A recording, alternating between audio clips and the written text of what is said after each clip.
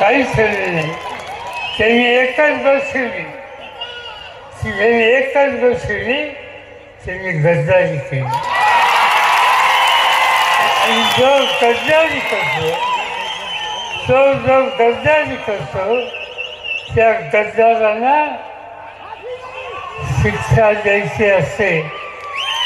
350 वर्षाच्या पूर्वी, 350 वर्षाच्या पूर्वी, शिवछत्रपतींच्या नंतर संभाजी राजांची गणोजी शेतकरी गद्दारी केली, ती महाराष्ट्र विसरलेला नाही.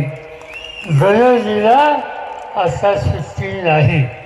ज्यांनी गद्दारी केली त्यांना आता सुट्टी नाही. आता एकच शिकायला आहे, उद्याच्या तुमच्या मतदारसंघाच्या विधानसभेच्या निवडणुकीमध्ये माझा एकच शब्द ठेवला आहे की या निवडणुकीमध्ये वैसे भाषणाला 100% पराभूत करा. तेच सांगतो आणि आपल्या सगळ्यांची रजा घेतो. जय हिंद, जय महाराष्ट्र.